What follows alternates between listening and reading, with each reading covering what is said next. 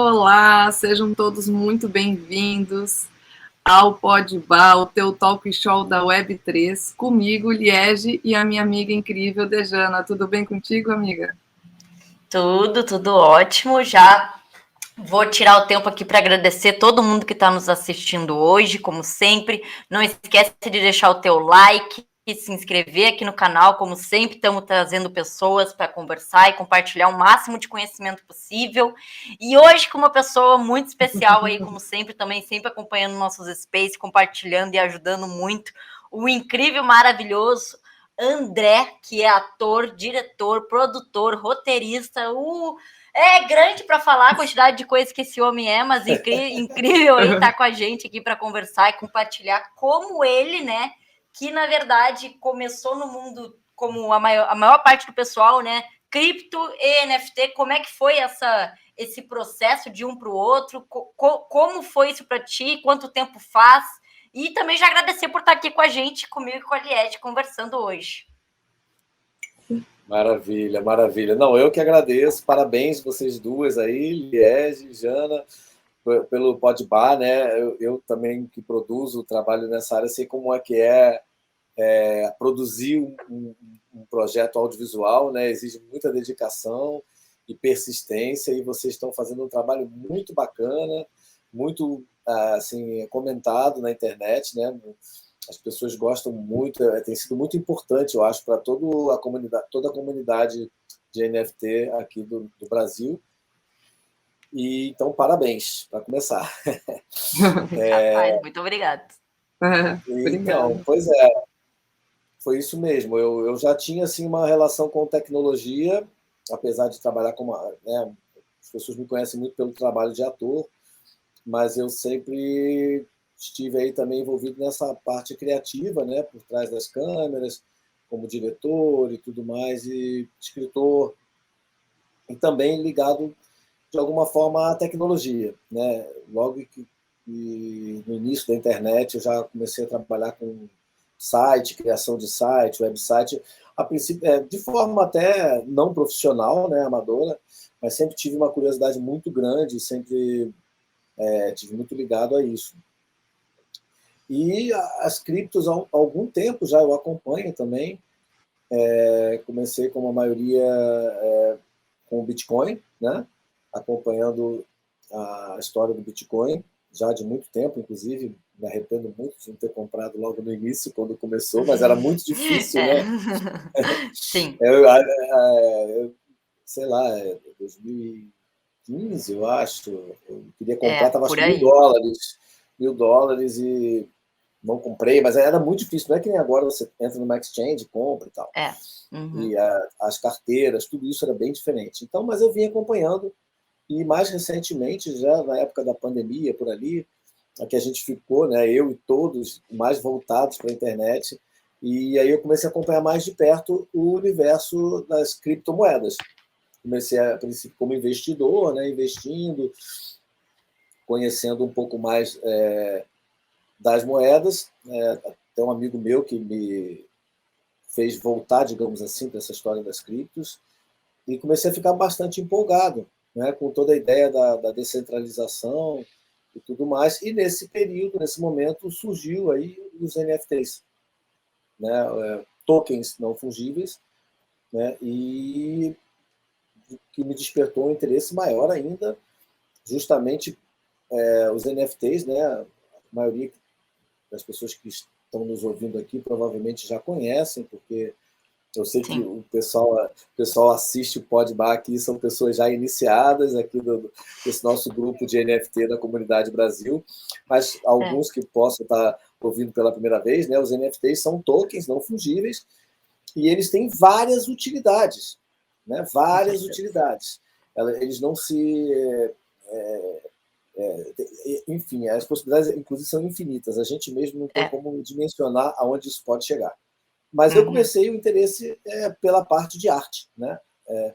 Comecei a ver ali o movimento artístico migrando para os NFTs, né? Artes plásticas, fotografia, né? Tem os E mais ou menos também. Quando é que foi isso, André? Só para também a gente se situar, porque aqui o tempo em NFTs tudo é diferente, né? 2020, mais ou menos, eu comecei a pesquisar, logo começou mesmo. Assim, eu comecei, foi por aí, eu acho, um pouquinho antes, já tinha alguma coisa, mas comecei a pesquisar e já entrando nas plataformas que existiam, tinha o Haribo, que era muito falado na época, depois o OpenSea, então comecei a me cadastrar, entender um pouco mais, verificar, né, as diferenças, né, porque as pessoas confundem muito, principalmente nesse meio artístico. Para quem não é da Web3, para quem não conhece NFT mais, daqui do lado de fora, trabalha com arte, não entende quando vê os macacos lá, o Bored Ape, valendo tanto. Eles não entendem. Mas como é que pode achar que isso aí é arte, valer milhões, um negócio desse? Eles não entendem. Então, é importante, inclusive, explicar que há uma diferença muito grande. Eles, apesar de ter um design, de ter uma arte por trás daquilo ali, claro, para você fazer um desenho, você precisa ter um desenhista, né? Mesmo que seja um cartoon, mas aquilo ali são os colecionáveis, que a gente chama. Então, os colecionáveis foi outro também que eu peguei logo no início. Eu olhava os Bored Ape, assim, logo no início, no OpenSea, eu começava a pesquisar quais são os mais caros, quais são os mais... Então, eu chegava ali no Bored Ape, eles usavam um marketing interessante, que eles botavam assim, muitos etéreos, sei lá, 1 milhão de etéreos. Era uma coisa assim, você chegava lá, qual é o mais caro do OpenSea? Estava lá o Bored Ape. Mas aí, quando você ia comprar, você podia comprar por $100, por $50. Então, eles jogavam eles mandavam e botavam vários. Como eles tinham 10 mil, então, você ia vendo as categorias, eu ia pesquisando por preço, estava sempre eles no topo da lista, ia baixando, tinham vários. Mas aí, quando você entrava na coleção para comprar, tinha uns por $100, que eu deixei de comprar, inclusive, não só Bitcoin, mas... Ai, André... Então, os colecionáveis, gente, para que vocês entendam, são mais ou menos como se você comprasse um título de um clube, né? Fizesse parte de um grupo, de uma comunidade. Então, quando você compra um macaquinho daqueles ali, bored, né? Como é que é a tradução em português? Bored é chateado, né? Chateado. Tem uma palavra perfeita. Mas aquilo ali não é que você esteja pagando 1 milhão, 2 milhões por um desenho. Só por aquele desenho. É como se você estivesse comprando um título de um clube. Né? Aqui no Rio, por exemplo, a gente tem o Country Club, que é o clube mais da elite, digamos assim. Que, inclusive, o Country Club não é nem dinheiro. Às vezes você pode tentar comprar um título por 2 milhões e não é só isso. Além do dinheiro, tem toda uma outra história por trás. O Bored Ape é mais ou menos isso. Quando você tem Mas, André, daqueles, você tem uma série de vantagens, né? Fala. Você acha que quando você entrava lá na época e via essa diferença de valores, né, e esse preço tão alto, né, você acha que isso era uma estratégia ali utilizada para a coleção, para ter essa visibilidade, né, e alcançar esse montante de gente que alcançou, a proporção que tomou o Bored Ape, né, hoje em dia? Sim, com certeza era uma estratégia para chamar a atenção, porque você chegava lá, o floor price estava $100 e tal. Então, pessoal, só para entender, a gente voltar ao assunto da arte, existe esse tipo de NFT, que são os colecionáveis, que é como um título de um clube, você passa a ter diversas vantagens ali. No caso do Bored Ape, você tem vantagem lá sobre o metaverso que eles estão criando, o Other Side, você ganha convites para festas, você ganha brindes, você ganha tokens, eles criaram uma criptomoeda agora, né? A Pcoin também, que você ganha. Então tem uma série de vantagens lá. E tem as artes, aí agora chegando na minha área, né? Que foi por aí que eu me interessei. Eu vi artes plásticas, eu vi fotografia, vi alguma coisa de animação, os GIFs e tal. Pensei, será que de repente a gente não consegue fazer filmes também? Começar a entrar com audiovisual, com cinema? Então, a princípio, a minha ideia foi começar a trabalhar com isso. Então, criei uma primeira coleção, que são NFT movies, digamos assim. Eu não chamaria de filmes, nem de curta, nem de média, nem de longa-metragem. São experiências, são trabalhos experimentais, ainda tem poucos, né? Eu preciso ter mais tempo para me dedicar mais. Mas são trabalhos que tentam fazer NFTs, arte, no sentido artístico, né, como as fotografias, só que experiências audiovisuais, sensoriais. Né? Então, misturo, tem uma coleção que é o Cinema é Cachoeira, que eu misturo imagens de cachoeira com efeitos e tal, e uma sonoridade. que leva lá a uma determinada sensação e tal. Então, eu comecei a me interessar por aí e fomos caminhando, né? Com vocês duas, inclusive, lá com o Space de vocês, que é muito legal, além da Liege e a Jana, além do Pod Balas, tem um Space semanal também. Começaram a surgir 1000 conexões e daí a gente começa a pesquisar, estudar e fica fascinado, porque é um universo de possibilidades, né? Não só os NFTs, mas a gente tem o metaverso, que agora também os metaversos, né? Tem vários sites e plataformas que oferecem, e daqui a pouco você vai estar estreando um filme num cinema virtual, no metaverso. Sim. A gente já está caminhando, né, desde a pandemia para cá, para que a maior parte do consumo de filmes mesmo, né, seja nas plataformas de streaming. Porque na época da pandemia mesmo, por exemplo, eu fiz um filme, o Death Protocol, que foi lançado numa plataforma de streaming que até eu criei na época, porque precisava ter um lugar para passar, que é a saladecinema.com. Desenvolver. E foi um filme que teve uma carreira longa. Ele chegou, inclusive, a estar como Oscar contender, né? Entrou na lista lá dos filmes documentários, na parte de documentário, que entrou na corrida do Oscar de melhor longa documentário. Que legal. E nem estreamos em cinema, mas naquele ano a própria comissão do Oscar aceitava que você estreasse no streaming, né? E assim, vários outros festivais têm caminhado nesse sentido. O Festival de Veneza, no ano que nós estávamos lá também, o filme que ganhou, ele estreou no Netflix, não foi no cinema. Então, esse caminho para o streaming já existe. Só que eu acho que o metaverso vai tornar esse streaming mais até humanizado, né? Não vai ser só aquela tela chapada, você vai poder entrar num cinema. Dinâmico, né? Jana, com certeza. Não, vai ser mais vivenciado, de fato. Interativo, né? Interativo. Exatamente. Interativo, conversar durante a sessão com o amigo que está do lado e tal. E para o cinema, para o audiovisual e para as artes, para tudo, eu acho fantástico, porque é uma abertura, são novas possibilidades, né? Então, é isso. Eu acho que, na verdade... Exatamente, eu ia falar assim, o André, ele pôde não só contar, de fato, como é que ele começou, como é que foi o processo, o avanço disso na vida dele, como também pôde citar diferentes abordagens, caminhos e diferentes bifurcações que existe aqui no mundo de Web3 NFT, né? Porque tu passou em pensar em comentar de cripto, que, na verdade, para tudo isso a gente precisa ter criptomoeda alguma, seja Ethereum, Solana, Bitcoin, talvez, quem sabe, né? A gente sempre acaba tendo que converter, mas, enfim, tudo que é cripto faz parte lá do início desse processo, e daí a gente entra para NFT, e como tu lindamente explicou, essa questão de termos os NFT... e diferentes caminhos também ali dentro de NFT, né? A gente tem os NFTs, que é a parte de utilidade, né? Que é exatamente o Bored Ape, cheio do seu ecossistema, que está cada vez maior, né? Ganha roupa, ganha token, ganha isso, ganha agora... Terreno, um projeto, né? já consagrado... Ganha terreno, ganha contato.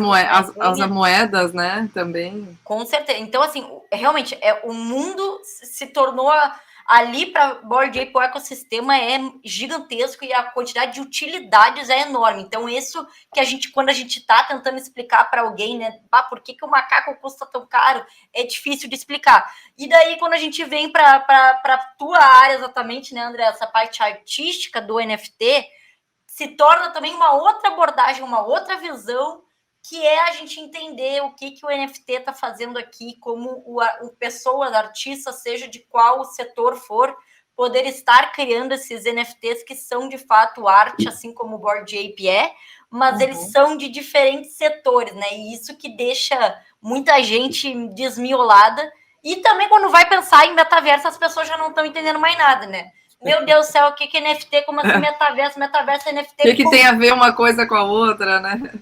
Gente, eu digo que até ouvindo o André, eu fiquei, caraca, é difícil mesmo, porque, meu Deus, imagina quando eu vou lá tentar explicar isso para alguém. É coisa demais, né? É muita coisa. E, de fato, assim, vocês dois aqui, na verdade, podendo trazer essa parte de um lado artístico e como isso está entrando para o NFT, para a Web3, como isso está acontecendo, eu acho que é algo que a gente está relembrando nesse momento que a gente está, de bear market, das criptos muito em queda, de tudo que anda acontecendo.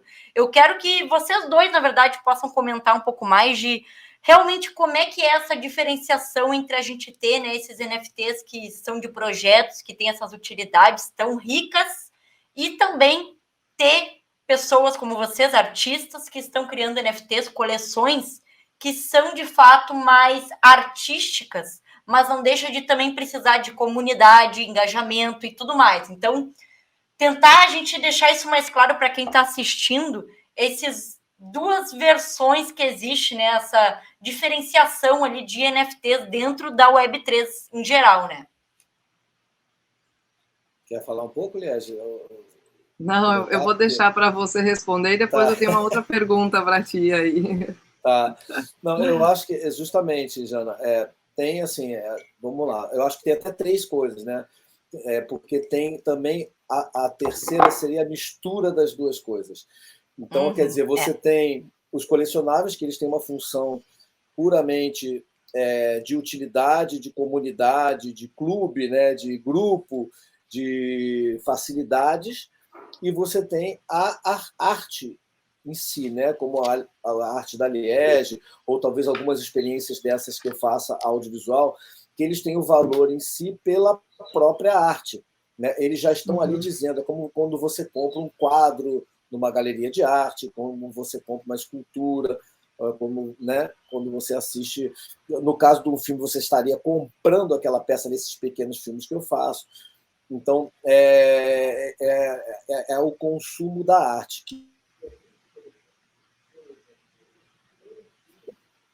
está indo da arte ou dos utilitários. Mais do que tudo, ele trata de propriedade e identidade dentro da internet. É uma forma de garantir a identidade e a propriedade. Ou seja, é uma forma de você garantir que aquela pintura é daquele artista, que aquela roupa que seja de um boneco, de um game, pertence a você. Então, ele tem os 2 sentidos, de propriedade e de identidade. E eu acho que, assim, no caso das artes, é isso, você tem... É uma área que está crescendo, você vê mesmo no bear market, você vê tanto os colecionáveis quanto as artes, você continua vendo um movimento muito forte, mais do que nas criptos, né? Porque as criptos em si, a criptomoeda por si, ela é uma criptomoeda, você não visualiza aquilo. E o que eu acho que os NFTs podem ajudar muito, inclusive o universo cripto, é que você dá uma cara, você dá uma imagem para aquele token, para aquela cripto, né? Quer dizer, um quadro Liege mintado na blockchain Ethereum, você tem Ethereum, mas você vê aquilo, né? Da mesma forma os colecionáveis, né? Então, é um universo novo que as pessoas ainda estão se acostumando. E eu acho que tem também, aí que eu falei a terceira coisa, que é a mistura entre os dois. Por exemplo, vou te dar um exemplo. No exemplo da música, né? Tem a Violeta Zitrone, que está sempre nos Space também, a Violeta que faz música. Ela, como é que é o negócio dela de música? Ela tem a criação como artista, ela cria a música, que é uma obra artística. Mas, para vender aquilo, ela faz um colecionável. Ela coloca aquilo ali com uma arte na frente, cada música tem uma arte, uma quantidade X de peças, e ela vende aquilo. Então, ao mesmo tempo, ela está vendendo como se estivesse vendendo músicas, né? Seja com execução no Spotify, seja numa rádio, ou um disco, ou um CD que está vendendo, e também, ao mesmo tempo, ela cria uma comunidade. Então, é um negócio incrível, porque você, ao mesmo tempo, usa o colecionável, a arte, e cria uma comunidade, ou seja, você junta tudo ali. Cinema também, a gente está caminhando para uma forma de você viabilizar a produção de filmes também, como tem aquele projeto do Coelhinho, né? Como é o nome? O Ed, que estão tentando também, de alguma forma, com o colecionável, conseguir viabilizar financeiramente a produção do filme. Né? Então, exatamente, você tem todas essas possibilidades aí. Você vai poder, futuramente, você pode já ir criando os colecionáveis para promover aquele filme. Depois você já vai ter um público para assistir o seu filme, né? E depois você ainda pode dar NFTs de uma cena do filme, frames do filme, quer dizer, é um universo gigantesco de possibilidades. Eu tenho até um projeto aí nesse sentido que eu ainda não posso falar, mas que tem a ver com streaming, tem a ver com metaverso e que é uma forma diferente, né? Que eu acho que é uma próxima etapa que a gente vai ter não só nas plataformas de streaming, mas também nas redes sociais. E a gente já vai chegar aí nesse novo passo. Que ótimo. André, muita coisa aí que você falou. E aí, uma vez você falou num space nosso e no seu também, porque você também estava com os spaces fazendo, que os NFTs são a revolução das artes, né? E assim, a gente já entrevistou pessoas com um certo preconceito, assim, sabe, com a questão da tecnologia e a arte, né? Então, assim, eu queria que você falasse sobre isso, porque eu acho que você traz uma visão muito importante, porque as pessoas ainda que não estão adeptas à Web3, né, num certo sentido, que ainda não estão, assim, porque a gente já tem uma paixão por isso, né, a gente já está aqui envolvidos nesse ecossistema, a gente já faz parte disso, porque a gente gosta muito, mas tem pessoas que sentem necessidade de estar ali no presencial, o necessário de ser presencial, de ser uma obra física, de estar ali presencialmente. Então, eu queria que você falasse mais sobre essa questão da revolução das artes, assim, para a gente, sabe? Acho que isso, a sua visão é muito importante. A Renascença, né, o renascimento das artes, que foi um momento, talvez, um dos mais, se não o mais importante da história das artes plásticas no planeta, ele veio também depois de um momento de crise, de pandemia e tudo mais. Então, é um momento de florescer, de novidade, de ideias novas. E o NFT para as artes, para mim, é uma espécie de renascença, de renascimento das artes, né? Porque ele traz, no momento em que durante a pandemia, as artes mesmo, elas perderam, foi logo a primeira coisa a ser descartada, né? O primeiro lugar a fechar foram os cinemas. Né? Apesar das igrejas ficarem lotadas, mas o cinema fechou logo, o teatro fechou logo, né? As artes foram jogadas de lado, de escanteio. E ficava para depois. Até de alguma forma a gente entende o alimento, né? Começou-se a busca pelo alimento e tal. Então, e eu acho que os NFTs eles trouxeram de volta um valor à arte que estava se perdendo, de certa forma, entendeu? Inclusive angariando pessoas que talvez não tivessem tanto interesse assim por arte e que agora são novos consumidores de arte. Eu vejo ainda, eu conheço a minha família, né? Meu pai também trabalhava com artes plásticas, apesar de ser economista, ele fazia esculturas. Minha mãe era pintora, apesar de ser professora, ela também era pintora. A gente morou na Itália durante muito tempo, convivia com artistas plásticos muito importantes, né? Eu me lembro muito novo indo ver exposições. Então, o sentido da arte ele vai muito além, né? do físico ou do não físico. São as ideias, né? As ideias, os conceitos, o sensorial. Então, o que eu acho que o NFT tem feito é viabilizar e agregar um valor que estava se perdendo nesse mundo que nós estamos vivendo hoje, né? Então, quer dizer, você juntou a cripto, que é uma nova forma de moeda, né? Uma nova forma de um novo ativo, um ativo com artes. Então, quer dizer, você colou a arte no ativo financeiro também. Então, isso agregou valor e trouxe um público de colecionadores que não era desse meio de artes plásticas. Eles eram ligados ao mercado financeiro, ligados à criptomoeda. O verdadeiro consumidor de artes plásticas ainda não entrou no exatamente. Como ele entrar, eu conheço um amigo meu suíço, por exemplo, que ele é um fanático por artes plásticas. Duvido que ele saiba o que é NFT. Ele não sabe. O cara mais até tem muita grana, o cara Ele ama, ele coleciona quadros, tem quadros caríssimos e tudo mais, mas ele não conhece ainda. Mas já essas pessoas vão começar a entrar também. Então, eu acho que a gente ainda nem... Esse público mesmo, que é o consumidor de arte plástica, nem chegou ainda.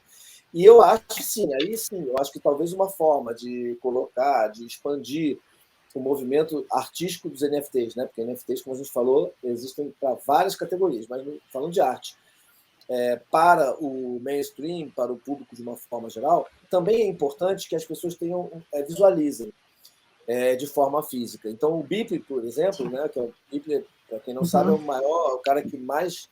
As obras dele são as mais caras de NFT. Ele hoje em dia, Sotheby's, todos os grandes leilões do mundo têm obras dele, tudo mais, etc. Ele está criando um espaço agora justamente para também expor obras de NFT fisicamente. O galpão, que você vai chegar lá, você vai ver as obras ali. Existem vários museus, o MoMA, né?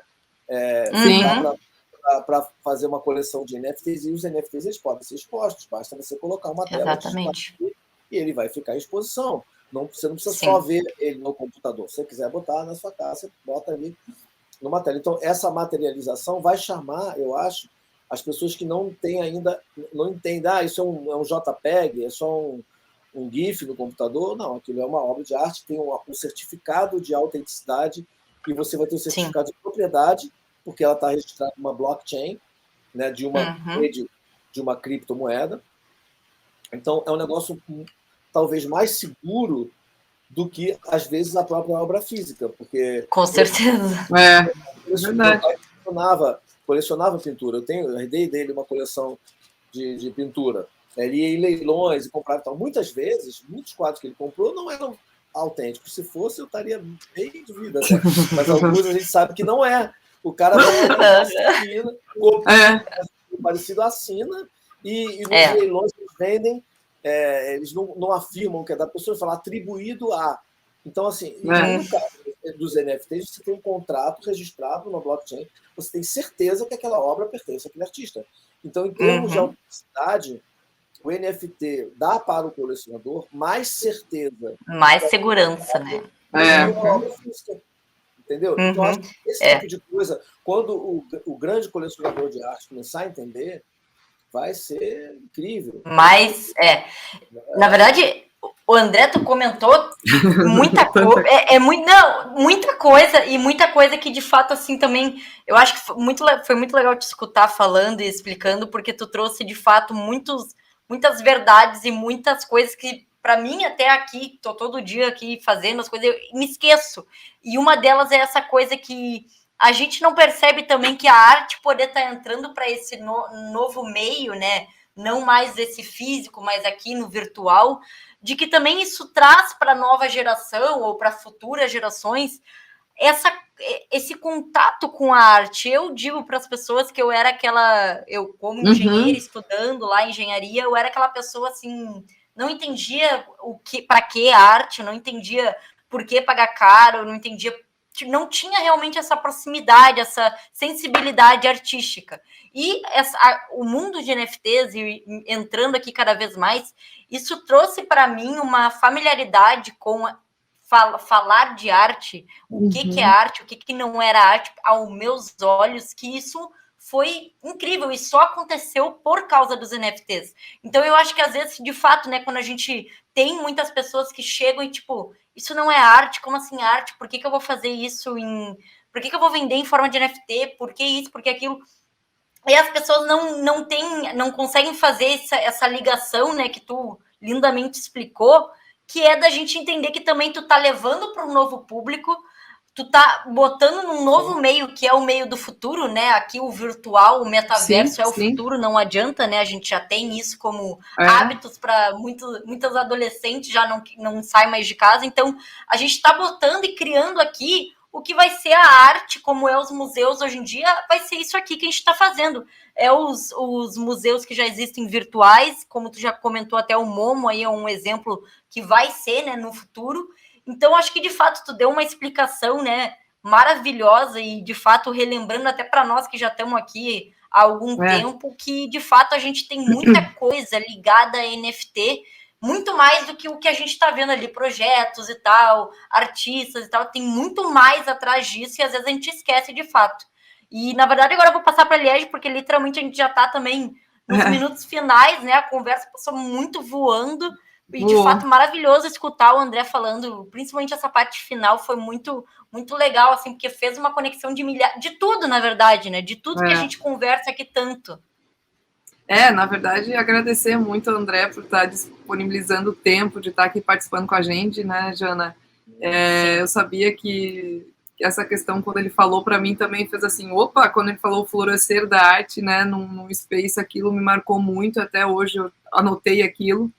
E aí, assim, agradecer muito, André, pela tua participação e pedir, assim, para você dar um conselho para as pessoas que estão iniciando e estão nos assistindo, né, agradecer a todo mundo que nos assistiu até agora, né, que está aqui no vídeo, e um conselho final, assim, eu já me despeço agradecendo a todo mundo, e aí peço para você se despedir também, dando esse conselho final para quem está entrando na Web3, nesse universo, qual seria a sua orientação, sua dica, né? Aí. Não, maravilha. Então, é isso que a Jana só comentava, que a Jana falou, que é muito legal das novas gerações, que a gente vê muita gente nova se aproximando da arte, uma coisa que antigamente existia né, porque você vê os games, são as coisas que mais tem, né? Então tem gamers, tem uma galera nova, é muito bacana realmente o que está acontecendo. Não, o meu conselho é que as pessoas realmente pesquisem, estudem muito, estejam sempre atentas. É um universo de possibilidades. Então, estudem e experimentem também. Experimentem, né? A gente só aprende com as experimentações. E, às vezes, uma coisa que dá errado te ensina mais do que uma que até possa dar relativamente certo. Então, não ter medo de experimentar, não ter medo de ter ideias novas, porque a maioria, inclusive das profissões que nós vamos viver no futuro, o nome ainda nem foi inventado. Então, quer dizer, experimentem, façam. Claro que sempre dosando o tempo, né, porque é uma coisa que quase que viciante, você fica na internet, fica em rede social. Realmente. Separa sempre um tempinho para também dar um mergulho na praia, dar um passeio, andar na praia, caminhar e tal. Mas estude bastante e experimente. Experimente sem medo. Maravilha, maravilha. Então tá, agradecer de novo, então, André. Foi incrível, de verdade. Com certeza vamos trazer tu de novo para a gente estar conversando mais e mais. A gente é apaixonado, né? Nós todos aqui por isso. De fato, é incrível, é maravilhoso conversar sobre isso. Então, agradecer de novo por tu vir aqui conversar com a gente, todo mundo que está vendo aqui com nós também. E até o próximo vídeo para todo mundo. Um grande beijo e até. Tchau. Beijo, valeu. Gente. Obrigado, beijo. Tchau. Valeu. Tchau.